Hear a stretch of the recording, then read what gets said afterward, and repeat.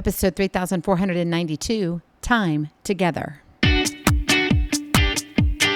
Moms, it's time to rediscover, rejuvenate, and renew who you are in mind, body, and spirit. Welcome to Create Your Now, Your Best Selfie, the show to help you do just that. Here's your host, certified life coach, personal trainer, and nutritionist, Christiane Wargo. Happy day. I hope you're having a fabulous weekend. I know for me, it's a little bit crazy. Why? Well, because I'm traveling again.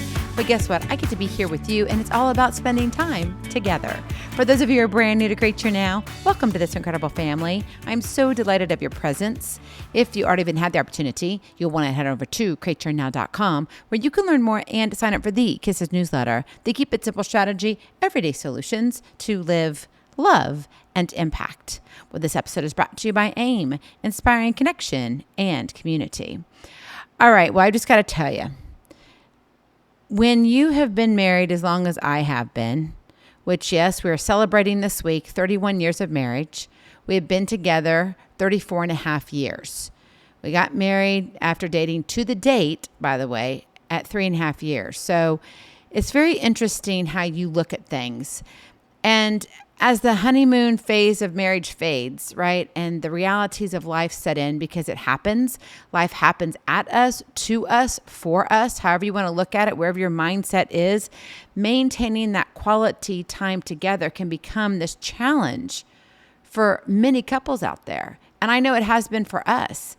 How can you stay true to your promise of spending time together? Because isn't that why you said I do? Is that you want to spend time together. But a lot of people come together and then they're not together anymore. They're more apart than they are together. Now, obviously, there can be some extenuating circumstances, right? Where, let's say you're military, you're deployed. You don't have control over that. You may be working on your career and it involves having, time away because you have to go do research or you have to go to school at a different location, whatever the case may be, right? You may be physically removed, but that doesn't mean that you still cannot spend time together. And I look at our technology today and I'm really honestly flabbergasted that our couples today, we're not spending as much time together. We're spending more time on our reels, watching crazy things, binge watching, stuff on Netflix or Hulu or wherever you're watching Disney. I mean, whatever it is that you like to watch, right? Maybe it's YouTube. Maybe it's just the how-to, whatever comes up and you enjoy that. Maybe it's reading. I don't know. But at some point you have to say, how much time am I really spending with my spouse? Because if you look at your first 3 years, I guarantee you've spent more time together in the first 3 years of your life than you ever did in the first 10 years of your life. As a married couple, not your life, but as your married couple. Okay, let me qualify that statement. And for the majority of couples, spending that time together, it's not the priority. You think it's the priority, but it isn't because it doesn't follow with your actions. Priorities follow and can be seen by actions. They're not just spoken by words. You've got to see it.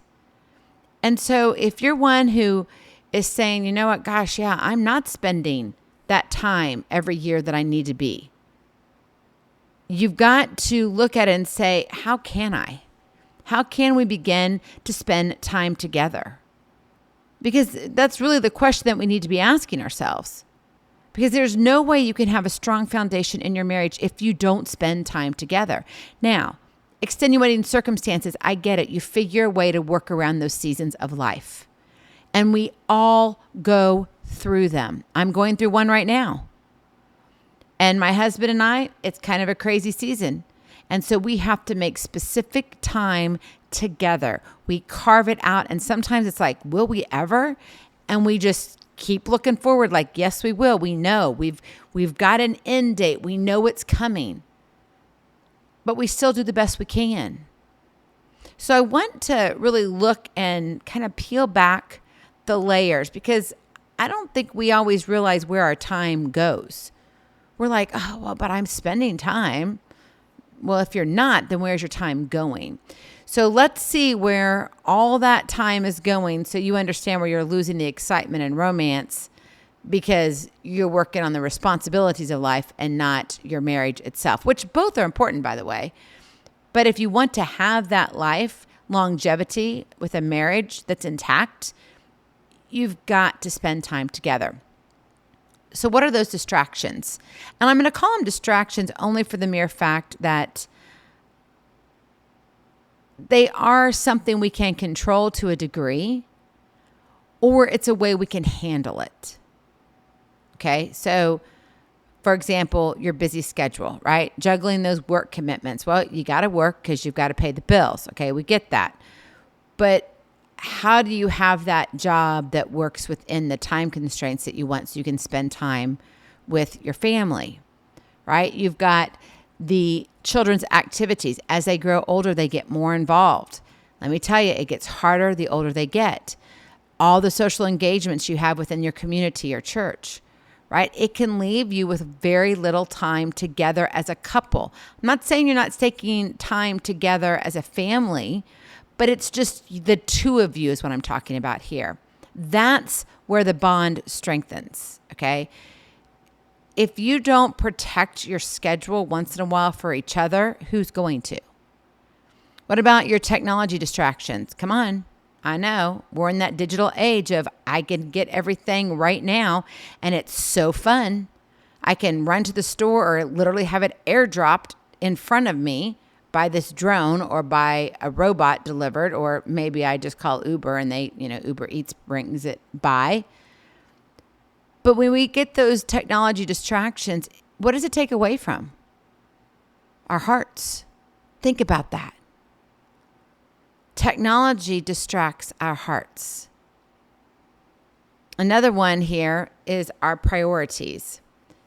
And your priorities speak louder than your words.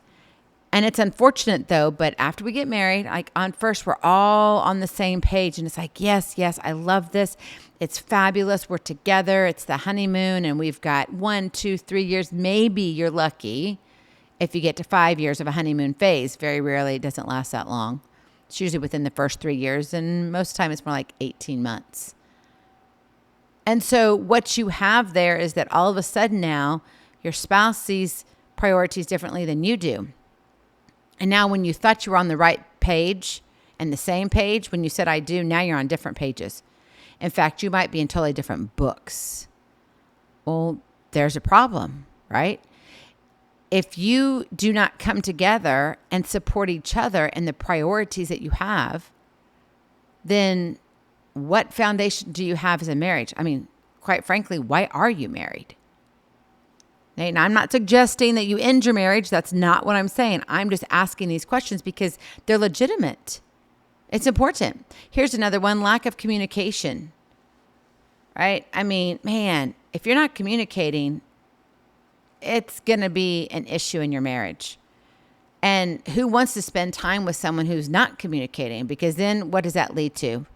Arguments, heated discussions, disagreements, whatever you want to call it. And then we have all these assumptions, and these assumptions lead to, I'm going to go sleep in the other room. Okay, there's a lot of truth to that, isn't there? What about financial constraints? The pressures of making sure that there's money in the bank. And I know right now, life is tough. I'm talking to so many couples right now. They're like, yeah, I mean, it's pinching. And some of them have been dipping into their savings. Some have had to dip even steeper, which of course, yes, is sad. And yes, we need money in order to live, but are there things that you can adjust where you don't have those financial constraints? Maybe it's, can I look at other options for a job? Maybe it's for a season that you say, okay, maybe I need to take on this, or maybe both of you work. I don't know what that is, but when you have financial constraints, that's going to affect your marriage. That affects literally your bottom line. Then let's look at parenting. If you're a mom or dad, right? And even if you've gone through a divorce and you've got a blended family, then you've got to understand that, well, as a parent, you got to take care of the kiddos. But taking care of those kiddos, making sure, they are where they need to be. They're going to school. You're nurturing them. They've got a roof over their head. They've got food in their tummy. They've got clothes on their body. All of this energy that you're putting into them, are you putting the same energy into your marriage? Are you spending time together? Now, I get it. You're going to have some of those seasons if you have a newborn and life just gets a little hectic. But that's a small season. It's not for 5 years. Okay. Now, unless if you're getting pregnant every single time, which there are some people who do. And there's nothing wrong with that. That's something that you have chosen. Okay. So you can't get mad at each other. You can't hold that against your husband. You can't hold that against your wife saying, well, if we just wouldn't have had these last 3 kids, but the first 2 would have been fine. Really? How unfair is that? To your wife? To your husband? Let alone to the children, especially if they hear you saying that. So you've got to be careful as to, I've got to protect our time together, or how we protect our time. And that's usually the question we've got to look at. What about relationship struggles, right? Where you've got unresolved conflicts, emotional, what I call dissonance, that distance that is, okay, I don't know, maybe lack of intimacy. All of this stuff can affect you spending time together because there's tension. And when there's tension, you don't want to be around each other. Have you ever had a fight with someone, then you're like, I don't want to get even near them because they've made me so mad.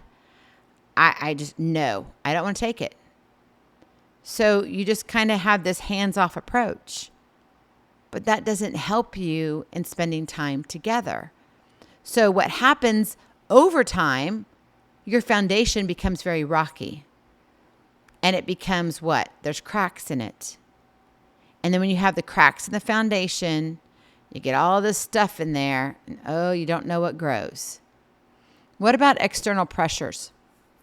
The stressors of life, job, health, family, right? You got the in-laws, right? On either side. You've got society, right? Societal expectations, what's happening in the world.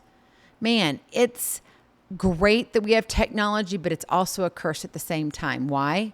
Because we can get sucked into so much. Let me tell you, when you're looking at the external pressures in life and you're seeing what's outside the privacy of your own 4 walls, be very careful of what you allow in to the privacy of your own 4 walls. That's hard to say fast. I'm just saying. You need to have that protected space. It's space for space, as Barry Baumgartner would say. She's a mentor and a coach of mine. She's incredible.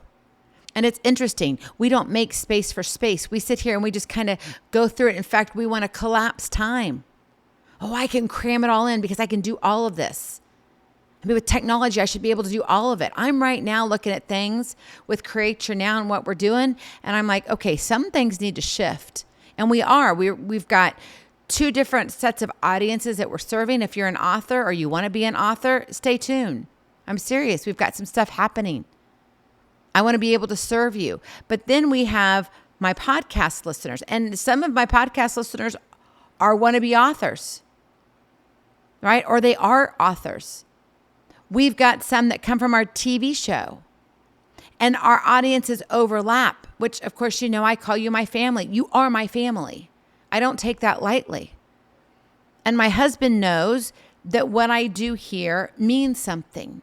So when I look at everything that I'm doing from the perspective of managing my household as the CEO of the family, managing my business, okay, so I'm the CEO of my business, I've got to make sure that I protect my time with my husband.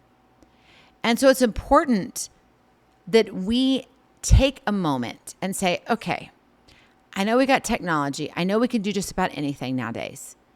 But what really matters?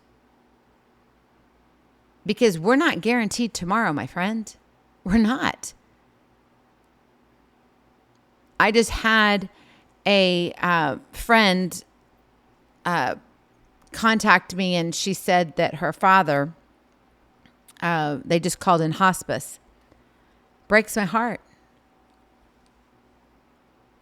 And the love of our lives can come to an end so quickly. I was talking to another friend, and she lost her husband at the age of 48. I mean, can you imagine? My father passed away at the age of 65. My mom has been without him for over a decade now. It's hard. And the harder thing is, though, is dealing with those situations because we're not willing to deal with the time now.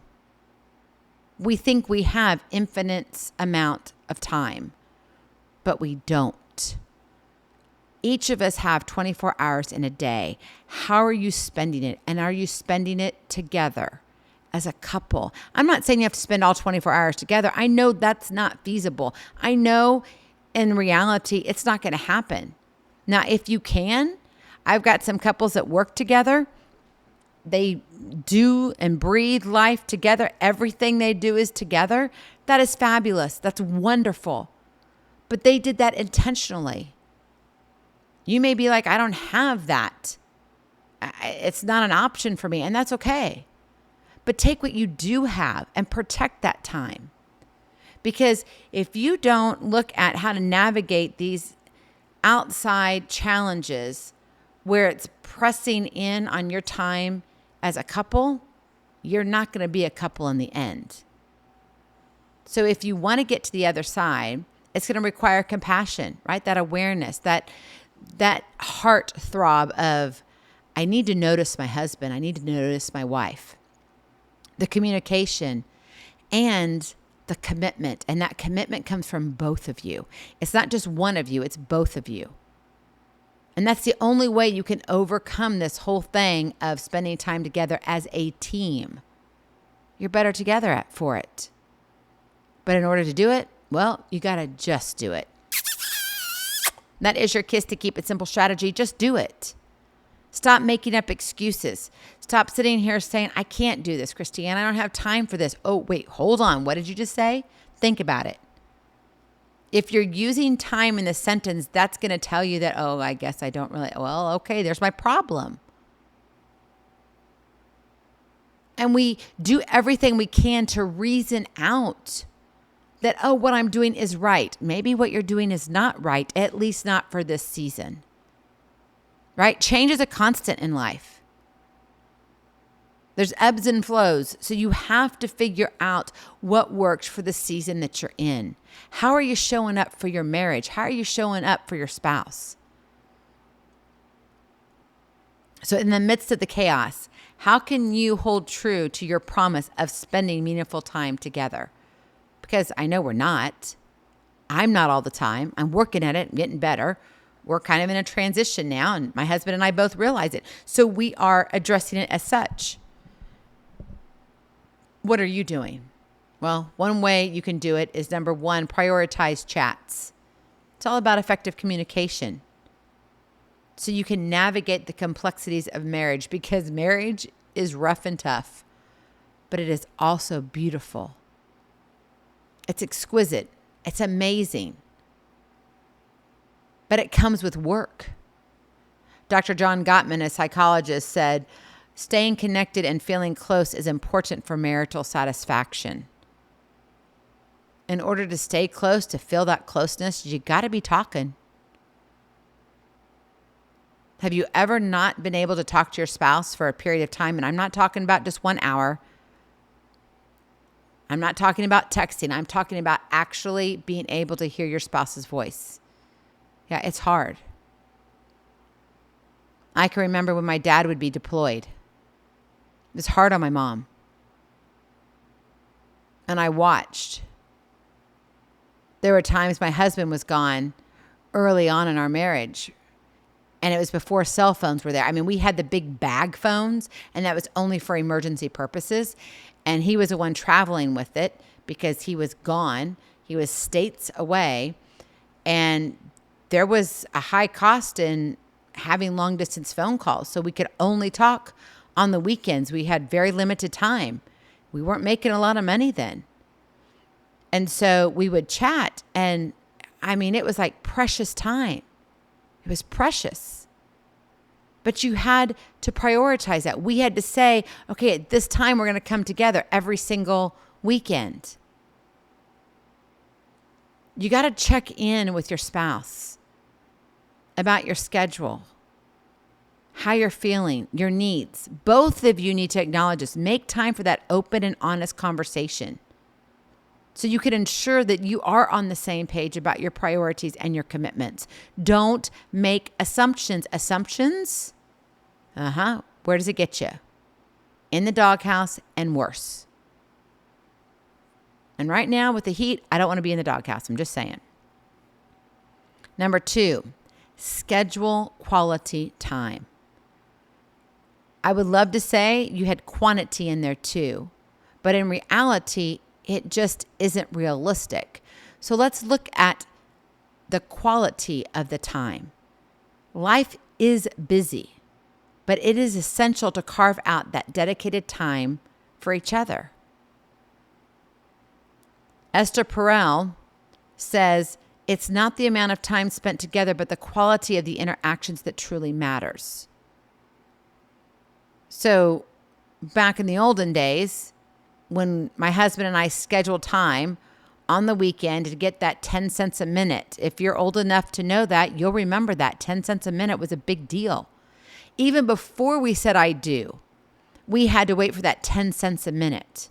We did that with our families. It was just too expensive to talk, right? Remember we had the cord, it was attached, and you were lucky if you got the 20-foot cord so you could go and kind of hide in the closet and talk. Do you remember those days? Yeah, I know. But if you don't schedule quality time together, you will lose time. So plan those date nights. Plan the weekend getaways. Plan for days to just go and hang out with each other with no one else around. No one else around, not even the kiddos. Dump them off at Grandma and Papa's. They can take them. But you have to be intentional.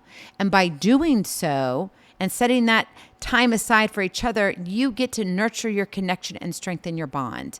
That's that foundation. It's filling in the cracks, right? There's nothing worse than having a sidewalk or a driveway where you've got the crack and now it's fallen, right? Because it's sunken. And the earth has shifted a little bit. And all of a sudden now you've got this little kind of like pothole in your own driveway or on your sidewalk. It's not good. What happens? You trip over it. You may be doing damage to your sprinkler system, right? You could twist an ankle on it, right? It's not a good thing.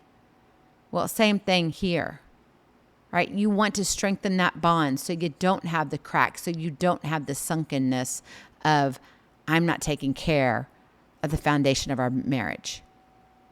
And then finally, number 3, show appreciation and affection. Small gestures of love and appreciation, they go a long way. And when you do it, it truly reaffirms your commitment to each other. In the busyness of life, don't forget to pause, literally pause, and show gratitude for your partner. Your sweetheart deserves it. I was just having a conversation with my husband a couple days ago, and no, it wasn't because it was our anniversary, but it was a separate conversation, and it was about a dream with Create Your Now and where I see things headed and other people's dream with My Strength is My Story. And there's a lot brewing right now, and God's been really working on my heart, and I'm like, okay, Lord, what's going on here? So I had a serious conversation with my husband, and I said, I feel like I'm at a pivotal point right now. And I've got to make some hard choices. I've got to make some decisions, and it's going to change some things. And it's not necessarily going to be a good or bad decision. It's going to be, this is the decision. There's not a right or wrong here. It's just that this is the decision. So we were having this conversation, and in the conversation, I was like, hon, I just want you to know that I appreciate your support. You have been so supportive of me. What I do with Create Your Now, the extension of the family, because he knows you're my family. He knows it. He's like, have you recorded yet? My children asked me that. My mom asked me that. Like, what's going on now? What did you talk about yesterday? Some of them actually listen, not all the time, which is nice because then that means I get to tell stories about them. Shh, don't say anything. It's our secret, not their secret to know. But seriously, this is a living legacy. This is how I live life and make it better. It's hard to get up in the morning sometimes, isn't it? It is. But you can still wake up with joy in your heart regardless of the circumstances, not because of the results in your life, but because who your heart is connected to. And I think it's important that we not only connect our hearts to God, but we connect our hearts to the ones we love. And we've got to show that appreciation and affection. And so I spent a couple minutes just really affirming him and saying, thank you so much. I just want you to hear that. And he's like, I just want what's best for you. I want you to be able to serve and do what you have been called to do in this life. And he tells me, I can tell you're good at this. What you do and how you serve people, how you serve women, how you serve those men who show up and say, I need some help here. How you take people's dreams of wanting to be an author and help them get out on a stage and a platform to where they get to showcase their vision and mission. My strength is my story. And so in that moment, I was just like, I just want you to know how much I love you. And yeah, we've had our ups and downs and all arounds. We've had our tornado of life. But we also have fallen madly and madly in love over and over and over again. Let me tell you, you want to wake up every single day and fall in love with the person you're sleeping next to. That should be your goal every single day. Not to sit there and see, oh man, do I need to pick some fights? Or I'm just kind of feeling like, I just want to be mean today. I think I want to be a little sarcastic and I want to be just kind of a little bit crabby. So I'm just going to poke a little bit. Why? It's one thing to have fun, but why not wake up on the other side and say, you know what? I want to fall in love all over again every single morning. Man, if we all were to do that, we would be living in a different world. So express your love through kind words, thoughtful gestures, the physical touch. Yeah, I know all about the too, that intimacy. Yeah, enjoy it, but it isn't all just that, okay? Keep that in mind. Reignite the spark every single day. Get creative, right? Because if you don't, I'm telling you, someone else will. So it's important for us to understand the bond that we have. And if we're going to take our vows seriously, we've got to be together, which means we have to spend time together in order to be better together. So where are you right now? Are you in a season that you really don't have a lot of time? Okay, great. Acknowledge that. But figure out the time that you can spend together and make it a point to make it happen. You schedule it. It's a non-negotiable in your life. If you're in a season that it's like, wow, man, we have just really gotten off track. Great. Then bring it back around and let's get on track. Let's oil up the track. Let's get the wheels ready and get on that train and say, we're going to do some different things so we can build our marriage on a strong foundation. We need to bring in those railroad ties, get the old ones out, put the new ones in. Marriage is a journey, and it requires your commitment. It starts with one and ends with two. So be willing to actively invest in your marriage, building that strong foundation. Because you know what? This is us, and you are better together. Go in peace, be present, be incredible, be you. I love you so very much. I cannot wait to see you on the other side. Blessings, hugs, and lots and lots of love. We'll talk to you real soon. Have a glorious, blessed day. Bye-bye. Feeling inspired, ready to train for life and love your journey? Visit createyournow.com for more incredible resources to help you along the way. We'll see you next time on Create Your Now, Your Best Selfie. And remember, always be sure you consult your physician before beginning any health and fitness plan.